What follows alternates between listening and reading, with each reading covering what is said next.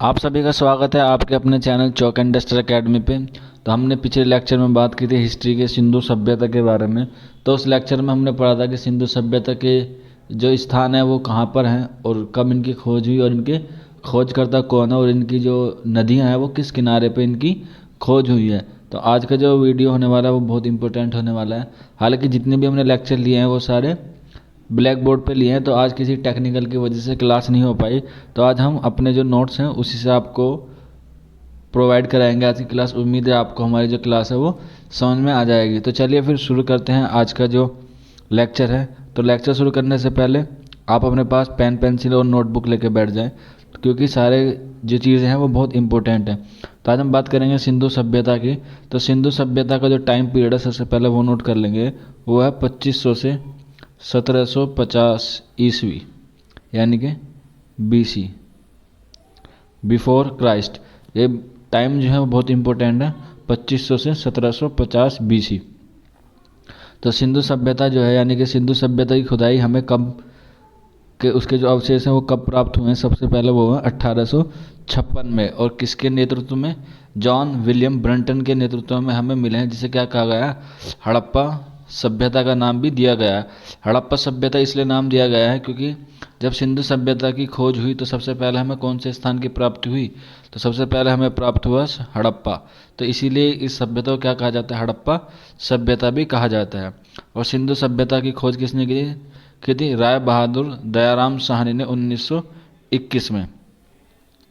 अब 1922 में ये भी हम पढ़ चुके हैं पहले पिछली क्लास में कि जो 1922 में रखलदास बैनर्जी के नेतृत्व में पाक के सिंध लड़काना जिले के मोहनजोदड़ो में एक बुद्ध स्तूप की खुदाई के समय एक और स्थान का पता चला, और वह स्थान कौन सा था? मोहनजोदड़ो। तो इसीलिए 1922 में किसका हमें पता चला? मोहनजोदड़ो का। अतः इस सभ्यता का नाम सिंधु सभ्यता की सिंधु घाटी की सभ्यता रखा गया है। सिंधु सभ्यता क्यों कहा गया? क्योंकि जो इसका उद्गम था, जो इसके आसपास के जितने भी क्षेत्र मिले हैं वो कहाँ मिले हैं हमें? सिंधु नदी के किनारे मिले हैं। अब एक बहुत बड़े इतिहासकार हुए हैं जिनका नाम है पिगट। पिगट के अनुसार हड़प्पा एवं मोहनजोदड़ो एक विस्तृत साम्राज्य की जुड़वा राजधानी बताया गया है। किसके अनुसार? पिगट के अनुसार। इस सभ्यता के लगभग 1000 स्थानों का पता चला है, लेकिन 6 नगरों को ही क्या दी गई है? मान्यता दी गई है। और इनमें कौन कौन से हैं? उसमें हड़प्पा, मोहनजोदड़ो, चनहुदड़ो, लोथल, कालीबंगा, हिसार और बनावली। ठीक है।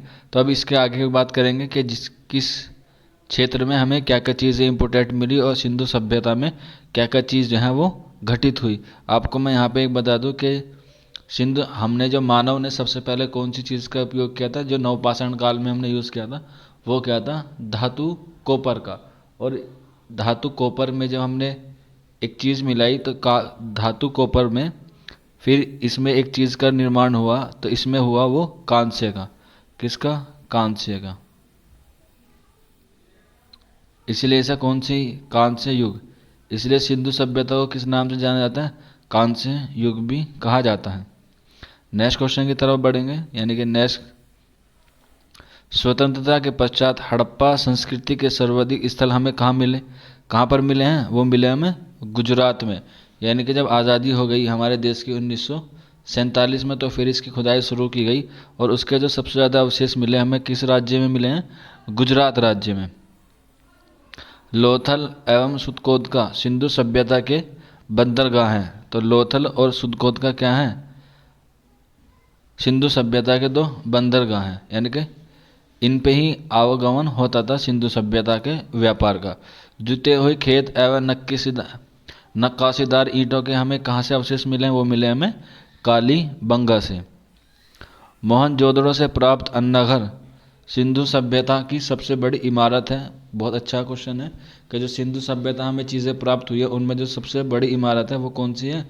अन्नाघर, यानी कि जहाँ पर अन्न रखा जाता है, जिसे आज की उसमें क्या बोलते हैं? गोदाम बोलते हैं।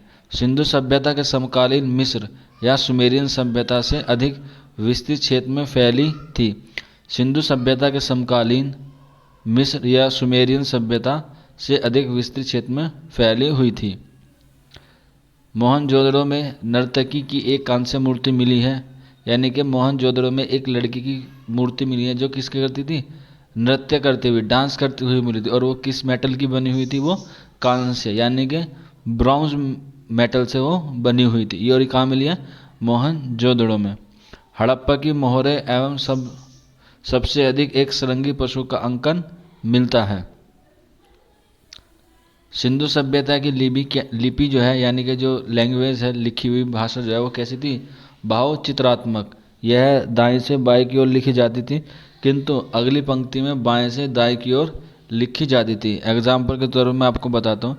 जैसे मान लीजिए हम पहले इस तरह से लिखते हैं हिंदी को, लेफ़्ट टू राइट लिखते हैं, ठीक है। लेकिन ये वाली जो थी भावनात्मक चित्रात्मक वाली जो लैंग्वेज थी वो किस तरह से लिखी जाती थी, वो राइट से लिखी जाती थी, इस तरफ से, राइट और फिर लेफ्ट।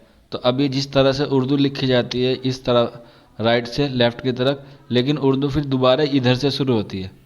लेकिन इसमें ऐसा नहीं था, ये राइट से लेफ्ट होती थी और फिर ये इधर से ऐसे लिखी जाती थी, यानी कि इसका इस तरह से लिखा जाता था। ठीक है, उम्मीद है समझ में आ गया होगा। चलिए अगले बढ़ते हैं आगे की तरफ।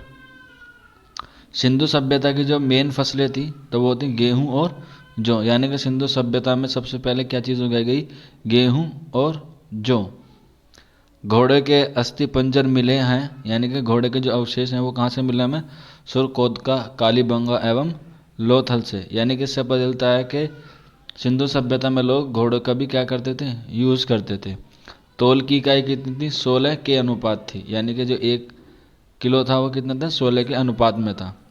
मेलुहा शब्द का अभिप्राय किस सभ्यता से है, सिंधु सभ्यता से है। सिंधु सभ्यता के लोग धरती को उर्वरता की देवती मानकर उसकी पूजा करते थे। यानी कि जो सिंधु सभ्यता के लोग थे वो किसकी पूजा करते थे, उर्वरता की देवी की पूजा करते थे। सिंधु घाटी के लोगों में किसी भी मंदिर के अवशेष नहीं मिले हैं। ठीक है, सिंधु सभ्यता में मात्र देवी की उपासना सर्वाधिक प्रचलित थी। सिंधु सभ्यता में किस देवी की उपासना, यानी कि किसकी सबसे ज़्यादा पूजा की जाती थी, वो थी मर्त देवी की। पशुओं में कुबड़ वाला सांड विशेष पूजनीय था। सिंधववासी सूती एवं ऊनी वस्त्रों का प्रयोग करते थे। पर्दा प्रथा एवं वेश्यावृत्ति सिंधु सभ्यता में प्रचलित थी। शवों को जलाने के जो अवशेष हमें मिले हैं सिंधु सभ्यता से, वो कहाँ पे मिले हैं, मोहनजोदड़ो से। यानी कि शवों को क्या जलाते थे, मोहनजोदड़ो में, यानी कि सिंधु सभ्यता में शवों को जब कोई मर जाता था तो उसे क्या करते थे, उसे जलाते थे। जैसे हिंदू रिवाज में आज भी लोगों को अंतिम संस्कार किया जाता है, वो जलाया जाता है। वहीं दूसरी तरफ शवों को दफनाने के जो अवशेष मिले हैं वो कहाँ से मिले हैं, हमें हड़प्पा सभ्यता से मिले हैं। तो इससे पता चलता है कि सिंधु सभ्यता में जब लोग मर जाते थे तो उनको, जब लोगों की मृत्यु हो जाती थी, उनको जलाया भी जाता था और दफनाया भी जाता था, यानी कि दोनों तरीके से। अब यहाँ पे देख लीजिए मोहनजोदड़ो का जो मीनिंग होता है वो होता है मृतों का टेल, यानी कि death of amount of dead, यानी कि मृतों का टीला कहा जाता है मोहनजोदड़ो को। कालीबंगा एवं लोथल में युग्म समाधियाँ मिली हैं, यानी कि लोथल और कालीबंगा जो है उसमें युग्म समाधियाँ मिली, यानी कि दो लोगों की कब्र, जो दो लोगों की कब्र है वो एक साथ ही मिली हैं। आग में पकी हुई मिट्टी को क्या कहा जाता था, वो कहा जाता था टेरा कोटा कहा जाता था। यानी कि जब उसमें आपने देखा भी होगा मोहनजोदड़ो सभ्यता में जो डबल बिल्डिंग, यानी कि डबल घर का जो डिज़ाइन है उसी में क्या चीज़ होती थी, पक्की ईंट। ठीक है, तो उसे क्या कहा जाता है, पक्की ईंट को टेरा कोटा कहा जाता था। रेडियो कार्बन C14 जैसी नवीन विश्लेषण पद्धति के द्वारा हड़प्पा सभ्यता का सर्वमान्य काल 2500 से 750 ईस्वी पूर्व माना गया है। तो ये जो 2500 से 750 ईस्वी माना गया वो किससे माना गया है, रेडियो कार्बन C14 की विश्लेषण पद्धति के द्वारा माना गया है। आर्य सर्वप्रथम सिंधु घाटी में आकर बसे थे। सिंधु सभ्यता की मुद्रा में द्रव टेराकोटा। सिंधु सभ्यता का पतन नगर कौन सा था, लोथल। अभी हम आगे पढ़ेंगे कि सिंधु सभ्यता का पतन क्यों हुआ। सिंधु सभ्यता का बिना दुर्ग का एकमात्र नगर चनहुद्र, यानी कि सिंधु सभ्यता का एक ऐसा नगर था जिसमें कोई भी दुर्ग नहीं था, वो कौन सा था? चनहुद्र। साबरमती की एक उपनदी के किनारे पर लोथल बसा हुआ था। तो लोथल कहाँ है? गुजरात में, क्योंकि साबरमती कहाँ पर है? गुजरात में। और जहाँ पर गांधी जी ने क्या बनाया था? साबरमती आश्रम। सिंधु सभ्यता के सातवें एवं अंतिम चरण के आयताकार मकान का बुंगा या कुंभा कहलाए गए, जो लकड़ी के बने हुए थे। धोलावीरा भारत में स्थित सबसे बड़ा हड़प्पा स्थल है तथा सिंधु सभ्यता में 5वां स्थान है, जो 3 भागों में विभाजित है। तो ये पूछा जाता है मोस्टली एग्ज़ाम में कि भारत में जो सबसे बड़ा स्थल है वो हड़प्पा स्थल है, और वो भी उसमें हड़प्पा सभ्यता में कौन सा है? धोलावीरा। सिंधु सभ्यता में, यानी कि सिंधु सभ्यता में जो लिपि पाई गई है, जो भावनात्मक चित्रात्मक थे, जो राइट से लेफ्ट की तरफ लिखे जाते थे, उनमें जो चिन्ह है वो कितने हैं? मूल चिन्ह जो है वो 64 हैं, और उसमें 250 से 400 तक के अक्षर हैं। ठीक, यानी कि जो उसमें मूल चिन्ह है, जो उसमें जिस तरह से डायग्राम वगैरह है, वो 64 हैं, मूल हैं, और उसमें 250 से 400 तक क्या है? वो अक्षर हैं जो अभी तक पढ़े नहीं गए हैं। सिंधु सभ्यता में मोहरें बेलनाकार, वर्गाकार, आयताकार एवं वर्ताकार थी। जिस तरह से अभी हमारी जो मोहरें हैं, यानी कि जो सिक्के हैं, वो कैसे हैं? हमारे गोल हैं, लेकिन सिंधु सभ्यता में कैसे थे? वह बेलनाकार, वर्गाकार, आयताकार और वृत्ताकार, इस तरह से क्या मिली है? वे मोहरें मिली हैं। लोथल एवं देशपुर में तांबे की मोहरें भी मिली हैं। हड़प्पा में मिट्टी के बर्तनों पर सामान्यतः लाल रंग का उपयोग हुआ था। ये क्वेश्चन बहुत इंपॉर्टेंट है कि सिंधु सभ्यता में किस कलर का ज़्यादा यूज़ किया गया है? तो वो है लाल रंग का। और ये किस पे किया जाता? मिट्टी के बर्तनों पर। आपने देखा होगा कि अब भी जब कुम्हार चाक पे बर्तन बनाता है तो उसका रंग अलग होता है, तो उस पर सजाने के लिए क्या कौन सा रंग किया जाता है? लाल रंग किया जाता है। जुते हुए खेत की जो हमें खोज हुई है वो कहाँ पे हुई है? काली बंगा में हुई है। सिंधु सभ्यता का हड़प्पा स्थान अब पाकिस्तान में है, क्योंकि सिंधु सभ्यता जो है वो कैसी थी? ट्रायंगल थी, तो उसका कुछ हिस्सा पाकिस्तान में भी है और कुछ हिस्सा कहाँ है? हिंदुस्तान में भी है। लेकिन जो हड़प्पा स्थान है वो कहाँ पे है? पाकिस्तान में है। सिंधु सभ्यता के लोग मृत शक्ति में विश्वास करते थे। सिंधु घाटी के लोग विष्णु की पूजा करते थे। हड़प्पा सभ्यता कांस्य युग से संबंधित थी, इसलिए इसे कौन सा युग कहा जाता है? कांस्य युगीन सभ्यता भी कहा जाता है। सिंधुवासी मिठास के लिए शहद का प्रयोग करते थे। चावल के साक्ष्य लोथल से मिले हैं तथा सिंधु सभ्यता का पतन नगर लोथल ही था। काली बंगा का अर्थ होता है काली चूड़ियाँ। भारत का सबसे बड़ा पूरा स्थल कौन सा है? वो है राखीगढ़। और जो सिंधु सभ्यता घाटी का जो क्षेत्रफल है वो 12,09,000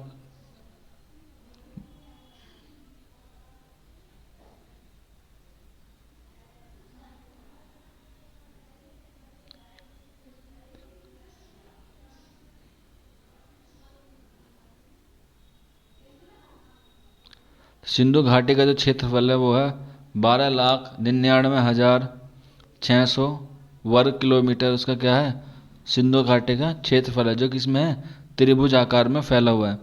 सिंधु सभ्यता सुमेरियन सभ्यता की बेटी है। ये किसने कहा है? मैकडोनल्ड ने कहा है कि सिंधु सभ्यता जो है वो सुमेरियन सभ्यता की क्या है? बेटी है। तो इस तरह से ये कुछ चीज़ें हैं जो हमने पढ़ी। अभी इसके अलावा हम कुछ और भी डिस्कस करते हैं जो हमारे एग्ज़ाम के पॉइंट ऑफ व्यू से बहुत ही क्या है? इम्पोर्टेंट है। तो सबसे पहले देख लेंगे हड़प्पा सभ्यता में एक क्या पाया गया है? रूम ग्रेन यार्ड पाया गया है, जो कितना था? बिगेस्ट है। यानी कि हड़प्पा सभ्यता की जो सबसे बड़ी बिल्डिंग है वो है room grain yard. Room grain yard. और ये कितने कमरों का था? ये 12 रूम का था। और ये किस में पाया गया था? हड़प्पा में। हड़प्पन में पाया गया। और ये क्या है? हड़प्पा सभ्यता, यानी कि हड़प्पा की जो स्थल है उसमें जो बिगेस्ट बिल्डिंग है, यानी कि बड़ी इमारत है, ये किसकी? हड़प्पा की। सिंधु सभ्यता की बात नहीं कर रहा हूँ मैं, हड़प्पा की बात कर रहा हूँ। ठीक है, अब आगे देखेंगे कि इसमें क्या पाया गया है। एक बुल भी पाया गया है जो किसका था, शेल का बना हुआ था। अबुल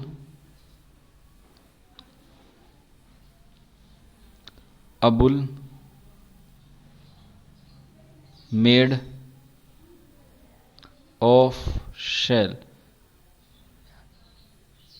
ये किसका है, ये भी हड़प्पा में ही पाया गया है।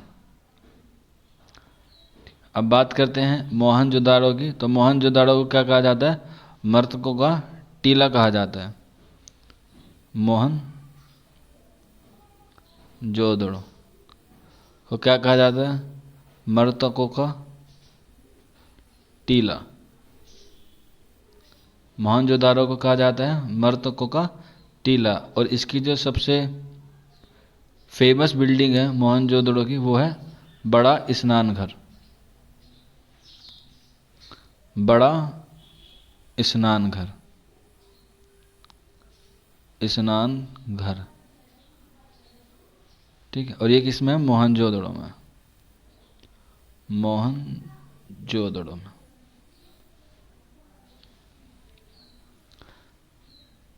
और इसमें किसकी मूर्ति मिली है हमें, नटराज की। जो स्पेशल किसकी थी, लॉर्ड शिवा की, शिवा। तो ये कहाँ पे मिली हमें मूर्ति नटराज की, मोहनजोदड़ो में मिली है। और इसके साथ साथ हमें किसकी और मिली है, पशुपति की मिली है, पशुपति। और ये भी किससे थी, लॉर्ड शिवा।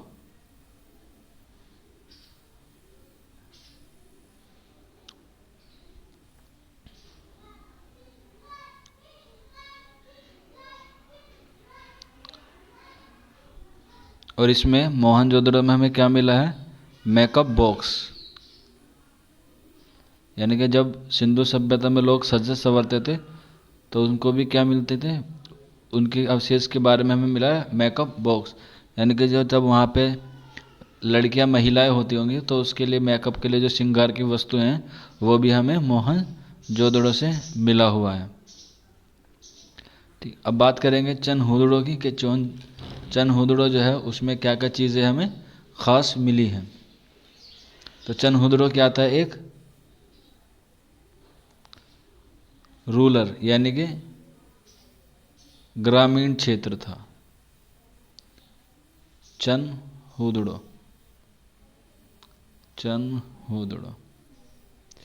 तो कैसा इलाका था चनहुदड़ो, ये ग्रामीण इलाका था सिंधु सभ्यता का। और इसी में एक पिक्चर मिली है जिसमें कुत्ते को यानी कि जो बिल्ली है,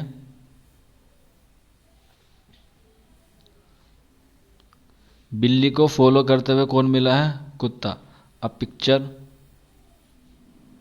cat, a picture cat followed by a dog. ये कहाँ से मिला है, a picture cat followed by a dog. तो ये मिला हमें चनहुदड़ो से। और यहीं से हमें क्या मिले हैं, बैंगल्स और लिपस्टिक।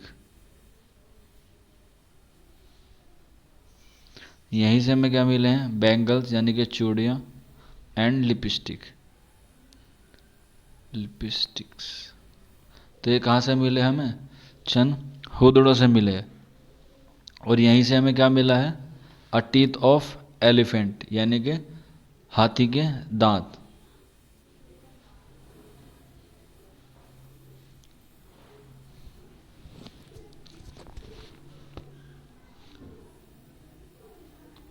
हाथी के दांत, हाथी के दांत हमें कहाँ से मिले हैं, चनहुदड़ो से। तो दांती के हाथ हमें कहाँ से मिले हैं, चनहुदड़ो से। अब हम बात करेंगे लोथल की कि लोथल में हमें क्या क्या चीज़ें इंपॉर्टेंट मिली हैं। तो ऊपर वाली जो हेडिंग है वो डालेंगे, लोथल, ये डालें लोथल कि क्या क्या चीज़ें लोथल में इम्पोर्टेंट हैं।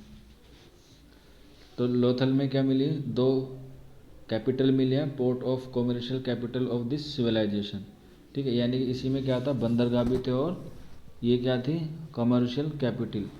तो यहाँ पे लिख लेंगे ये लोथल क्या था हमारा, व्यावसायिक राजधानी, व्यावसायिक राजधानी।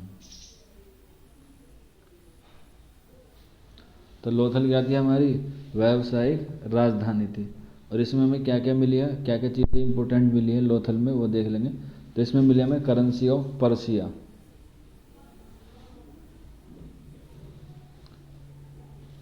करेंसी ऑफ पर्सिया, इसमें हमें मिली है करेंसी ऑफ पर्सिया। इसके साथ साथ हमें मिली है बोन्स ऑफ अ हॉर्स, यानी कि हॉर्स की हड्डियाँ, बोन्स ऑफ हॉर्स। ये कहाँ मिली है हमें, लोथल में। इसके अलावा हमें evidence of mummy, evidence of mummy, यानी कि मम्मी लोग उसे दबा के रख लेते, तो उसी को संभाल के अपने बड़े बुजुर्ग की कब्र को मम्मी में, जिस तरह से मिस्र की सभ्यता में मम्मी को इस्तेमाल किया जाता है, तो उसी तरह से सिंधु सभ्यता में किसके एविडेंस मिले हमें, मम्मी के। और ये कहाँ से मिले हैं, लोथल से। और इसके साथ साथ हमें एविडेंस ऑफ राइस ग्रेन के एविडेंस मिले हमें लोथल से, evidence of rice grain, GRAINS grain. तो इसके भी एविडेंस हमें कहाँ से मिले हैं, लोथल सभ्यता से।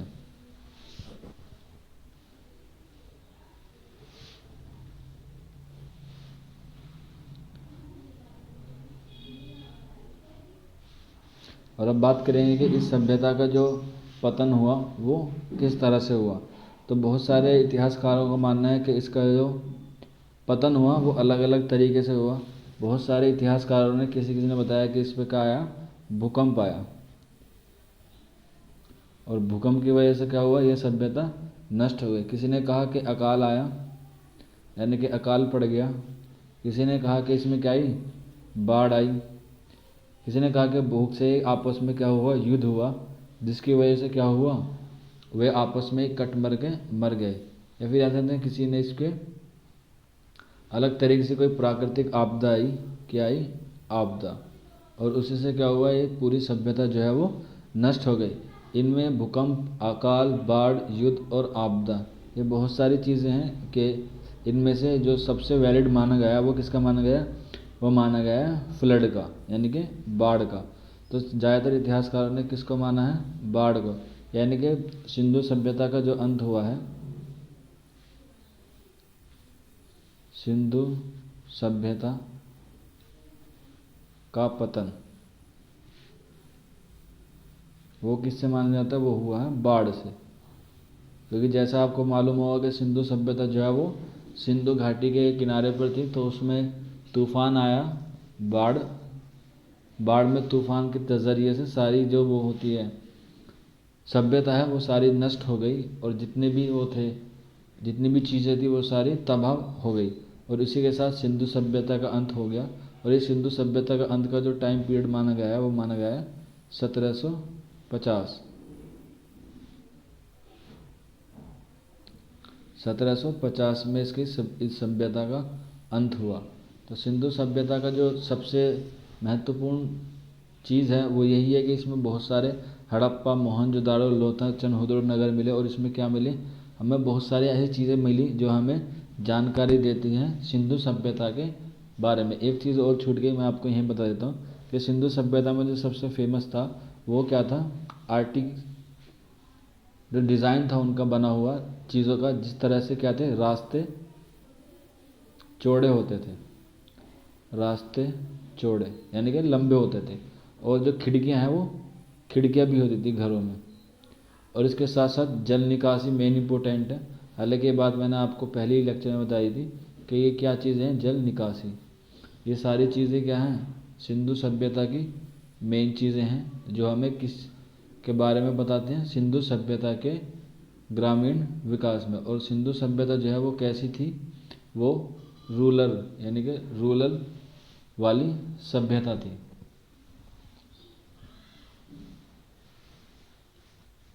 सिंधु सभ्यता जो थी वो कैसी थी, अर्बन यानी कि शहरी सभ्यता थी। अर्बन अर्बन सिविलाइजेशन यानी कि शहरी सभ्यता। और जो हम आगे क्लास में पढ़ेंगे वो पढ़ेंगे वैदिक सभ्यता, और वो कैसी है, वो ग्रामीण सभ्यता थी। यानी कि जब हम उसके बारे में पढ़ेंगे तो अगला जो लेक्चर होगा वो वैदिक सिविलाइजेशन होगा। कौन सा होगा, वैदिक सभ्यता। उम्मीद करता हूँ वो वाली वीडियो आपको वीडियो के माध्यम से प्रोवाइड किया जाए, क्योंकि अभी थोड़ा टेक्निकल वजह से हम क्लासेस ऑनलाइन नहीं ले पा रहे हैं। तो वैदिक सभ्यता अगली क्लास में हम पढ़ेंगे, जिसका टाइम पीरियड कब से है, 1500 BC से 600 BC तक का। ठीक है, ये क्या पढ़ेंगे, वैदिक सभ्यता। और इसमें हम सारे राजा, वैदिक महाजनपद, 16 महाजनपद, ऋग्वेद, सामवेद, यजुर्वेद, जितने भी काल हुए हैं, जितने भी राजा हुए वे हम सारी अगली क्लास में पढ़ेंगे। उम्मीद है आज का जो लेक्चर है वो आपको समझ में आ गया होगा। अगर फिर भी आपके मन में कोई डाउट है या कोई भी क्वेरीज है आज की क्लास को लेकर, तो आप हमारे कमेंट बॉक्स में हमसे पूछ सकते हैं। तो चलिए फिर मिलते हैं अगली क्लास में वैदिक सभ्यता के साथ। तब तक अपना ख्याल रखिए, अपनी तैयारी करते रहिए। शुक्रिया फॉर वॉचिंग दिस वीडियो।